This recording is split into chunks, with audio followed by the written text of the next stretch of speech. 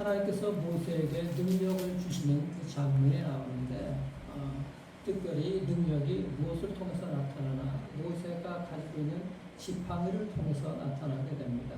지팡이를. 오늘 본문 그 배경은 여러분 잘 아시죠?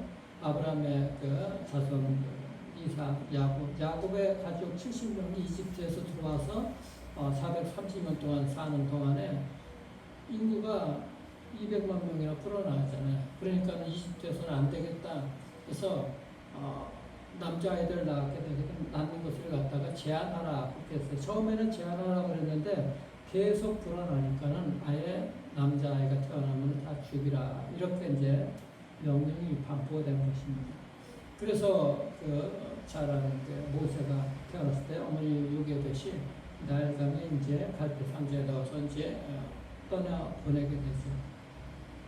그때 나일강에서 나와서 있었던 시녀하고 그 공주가 발견을 하게 되죠.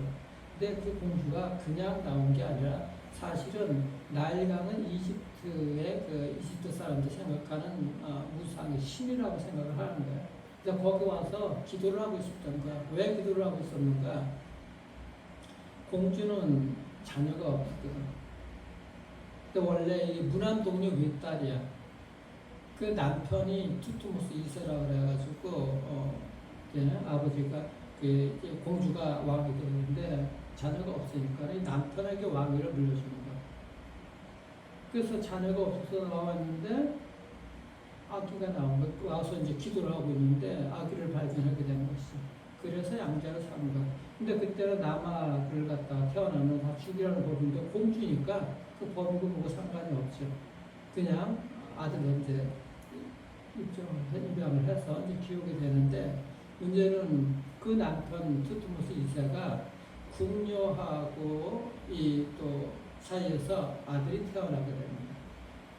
그게 이제 투투모스 3세인데 그러니까 이 모세하고 그 남편이 하고 궁녀하고 난 사이에 난 아들 그 아들이 나중에 왕이 됐대. 그 아들하고 이제 갈등이 생긴 것이죠. 그래도 모세가 40년 동안에 그 왕궁에서 잘 살게 되는데 그때 잘 알다시피 이집트 사람이 그 이스라엘 사람 모욕하고 괴롭힌 것을 보고 순간적으로 살인을 하게 되고 미디안 광야로 이제 도망을 하게 되잖아요. 그리고 40년 동안에 거기서 힘들게 어렵게 그렇게 살아가고 있습니다. 그리고 하나님께서 40년이 지난 이후 80대 이제 모세를 부르게 됩니다. 자, 모세는 그때 오늘 보다시피 계속 못 가겠다 그랬어요. 변명을 합니다. 나 같은 자가 뭐 가겠습니까? 하나님 내가 가도 이스라엘 백성들이 네가 뭐 때문에 왔느냐? 네가 하나님 맞느냐?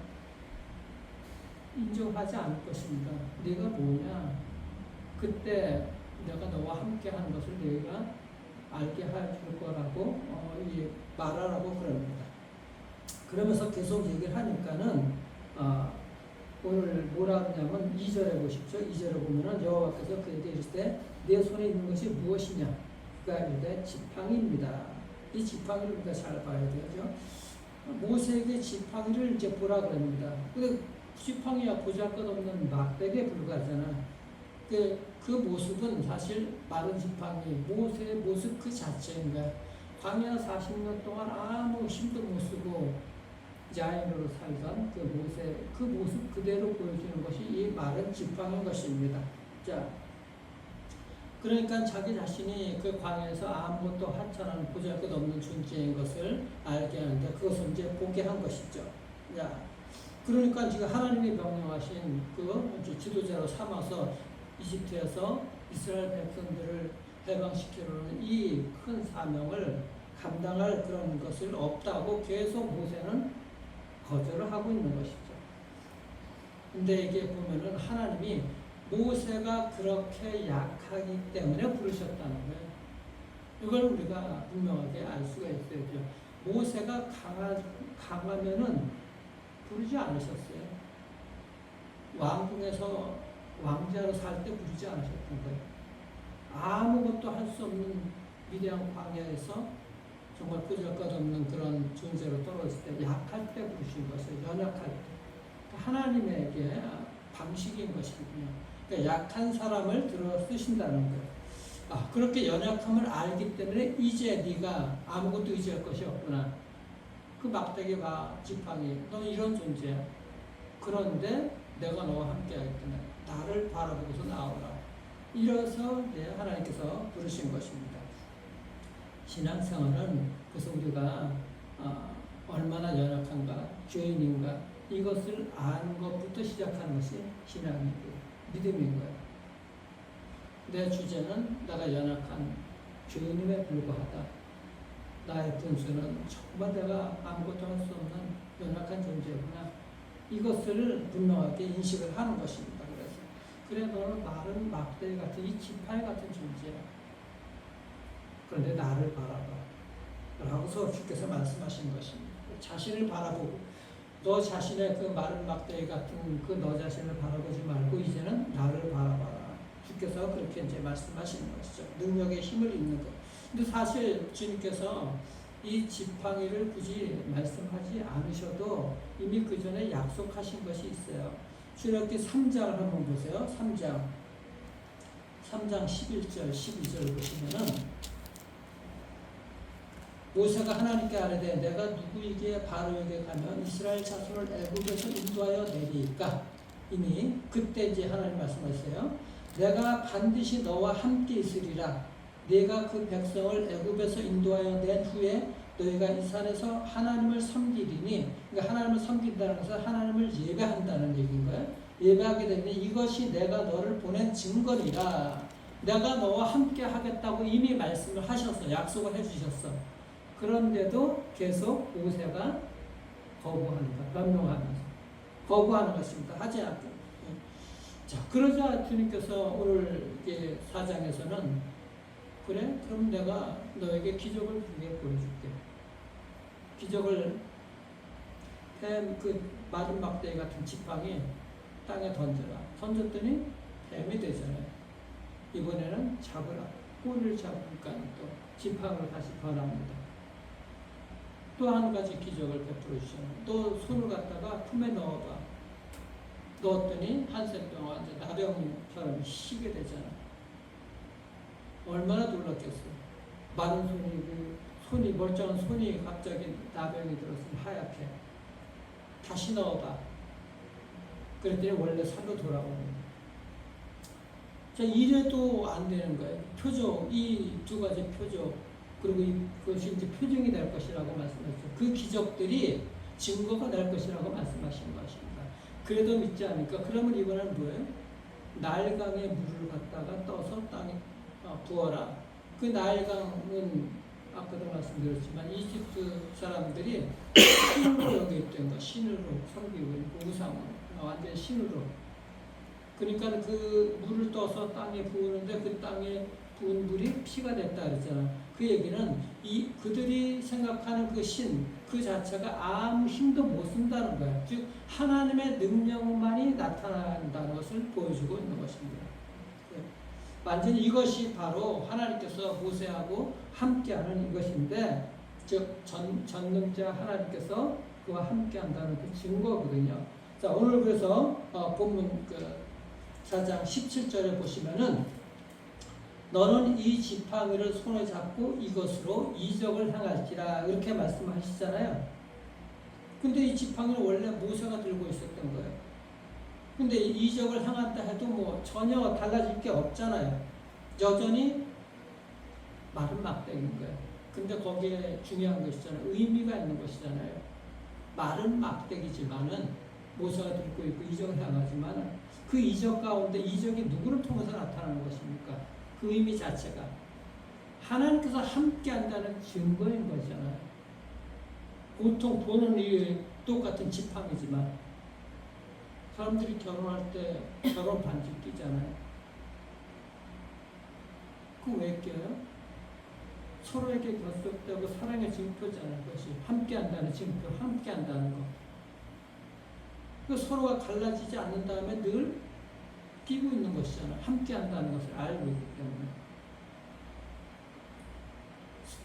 시중에 나오는 똑같은 반지지만은 그 반지하고 두 사람이 끼고 있는 반지하고는 의미 자체가 다른 거예요. 모세가 가지고 있는 지팡이가 바로 그것이죠. 가지고 있는 그냥 지팡이가 마른 지팡이 같지만은 기적을 행한다 해서 그것이 뭐 특별한 것이 아니라 지팡이가 특별한 것이 아니라 하나님의 능력이 나타나는 것이죠. 하나님이 함께 하신다는 증거. 계속해서 모세가 거부하고 하자 하나님이 함께 하시겠다는 것을 누차적으로 보여주시는 거야. 계속적으로. 이것이 우리가 약할 때 하나님 앞에 나아가는, 그러니까 하나님께서 늘 내가 너와 함께 한다는 것을 알게 해주시거든. 연약한 우리의 믿음에도 불구하고 하나님께서는 그분이 나와 함께 한다는 것을 갖다가 보여주시는 거예요. 이것이 얼마나 감사한 하나님인지 우리가 알게 되는 것이죠. 자, 그럴 때 그것이 또 나타나게 되는데 20절을 보십시오. 20절 보시면은 모세가 그의 아내와 아들들을 나귀에 태우고 애굽으로 돌아가는데 모세가 하나님의 지팡이를 손에 잡았더라. 여기에 하나님의 지팡이라고 이름이 바뀌게 되는 것이죠. 완전히 바뀌게 되는 거예요. 그가 만약에 왕궁에서 그렇게 자라나고 지팡이를 잡았으면은 그 왕궁에서 잡은 지팡이는 금을 도금하고 이 금으로다가 만든 지팡이였을 거야. 아마 황금 지팡이. 근데 그런 건 사용되는 것이 아니에요. 하나님의 지팡이가 될 수가 없어요. 이제 보통 이 마른 지팡이가 이름이 바뀌게 되는 거예요. 하나님의 지팡이. 그러니까 여러분들이 하나님의 사람이 된 줄 믿으시길 바랍니다. 하나님의 능력이 함께 한다는 것입니다. 그러니까 모세 자신은 아무리 연약한다 할지라도 그와 함께 하시는 하나님이 위대하시기 때문에 모세가 위대하다고 얘기를 합니다. 하나님이 위대하시기 때문에. 모세 자체가 위대한 것이 아니라 하나님이 함께 하시기 때문에 하나님의 지팡이가 된 것이죠. 사무엘상 17절에 여러분들 잘 아시는 다윗, 골리앗을 이기게 된 게 무엇으로 이깁니까? 사울 왕이 자기 갑옷과 칼을 줘도 다윗에게는 맞지를 않았어. 다윗은 늘 사용하는 평소에 양을 지키는 데 쓰던 물매하고 그 물매를 던지기 위한 돌, 그 물맷돌을 가지고 이기게 된 것이잖아요. 그게 이 모세가 가지고 있는 지팡이, 하나님의 지팡이가 된 거예요. 그 물맷돌도 마찬가지인 것이죠. 하나님의 능력이 그 돌에 실려서 날아가게 된 것이죠. 이게 하나님의 방법인 것입니다. 그러니까 살아계신 하나님, 그와 함께 하시는 것. 그러니까 모세는 이제 혼자가 아니라는 거예요. 하나님 함께 하시고 그 능력이 나타나게 되는 것입니다. 사실 여기 인간은 다 거기서 거기죠. 어떤 뭐 특별한 사람도 없고 다 인간은 다 죄 있고 허물 많고 연약한 이것이 바로 인간인데 존재가 중요한 것은 그런 존재에게 하나님께서 함께 하신다. 이것이 얼마나 우리에게 위로가 되는 것이 모릅니다. 자, 모세 자신이 가지고 있는 지팡이가 이제는 하나님의 지팡이로 바뀌게 됩니다. 우리가 장점과 단점 여러 가지 면들이 많이 있잖아요. 뭐 사람들은 그것을 자랑하고 내세울지 모르겠어요. 근데 그것이 다 사실 별거 아니죠. 하나님의 지팡이, 하나님의 능력에 힘 있게 되게 되면은 그 모든 것들은 자랑할 만한 것이 되지 못해요. 아무리 인간이 자랑한다 하더라도 또 아무리 인간이 연약하다 할지라도 그것을 풀이짓고 숨기고 도망가고 할 그런 것이 아니죠. 하나님이 함께 하시고 능력이 나타나게 됩니다. 그렇기 때문에 그 하나님의 지팡이로 손에 잡고 믿음으로 나아갈 수가 있어야 돼요. 여러분들은 하나님의 지팡이가 무엇이 있는지 한번 생각해 보세요.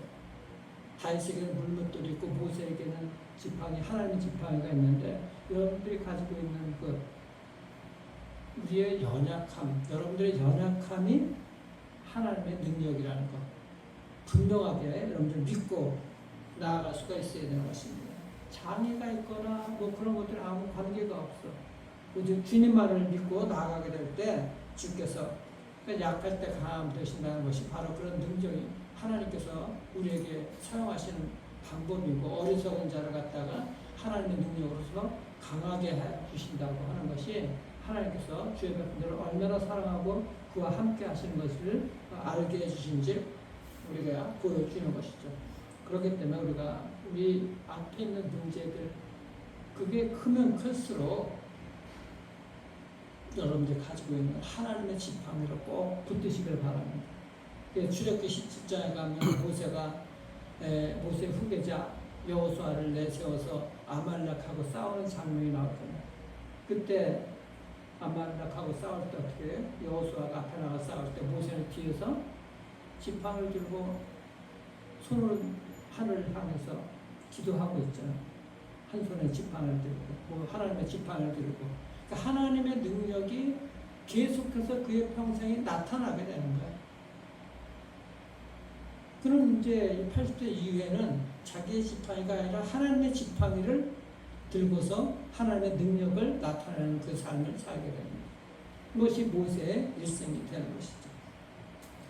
그래서 우리가 이 인생을 살아가게 될 때 내가 인생 승리할 때가 언젠가.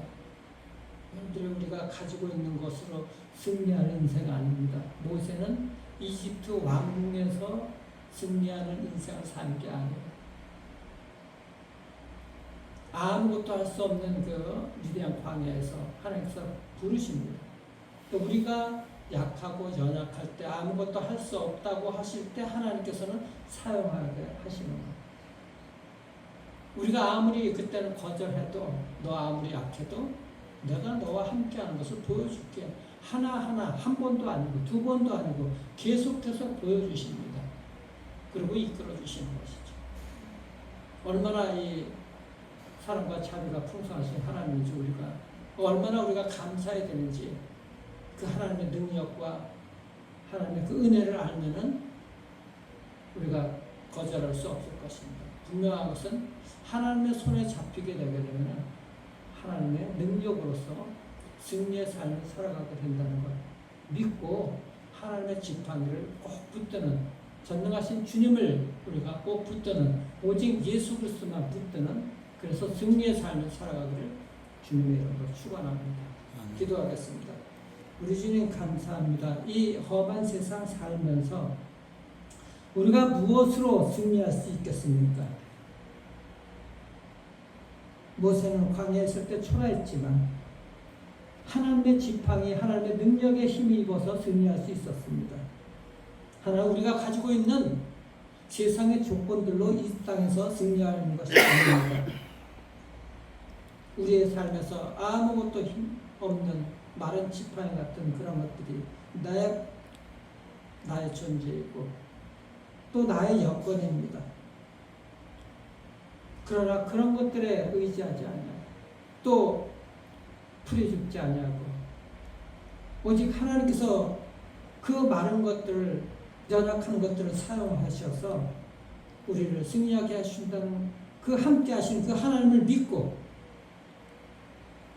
우리가 한 걸음 한 걸음 나아갈 수 있도록 그래서 승리하는 삶을 살 수 있도록 하나님 축복해 주시고 하나님 우리에게 어떤 마른 것들 막대기가 있다 할지라도 그것을 하나님의 지팡이로 우리가 믿고 그것을 붙들고 하나님의 능력에 힘입어서 말씀대로 순종하고 눈물로 기도함으로써 하나님의 큰 승리를 경험하는 하나님의 백성들 될 수 있도록 축복하여 주시옵소서. 아버지 하나님 주의 백성들의 약한 것들을 강하게 만드시는 그 하나님의 전능하신 능력이 주님의 백성들의 한 걸음 한 걸음 발걸음 속에 솟아나게 하시고 세워지게 하시고 승리의 깃발을 꽂을 수 있도록 역사해 주시고 사랑하는 자녀들 우리 베들레헴 성도들 또 우리 다음 세대들 아버지 하나님의 능력에 힘입어서 승리의 삶을 살아갈 수 있도록 축복하여 주시옵소서. 살아계신 우리 주 예수 그리스도의 이름으로 감사하게 드리옵나이다. 아멘.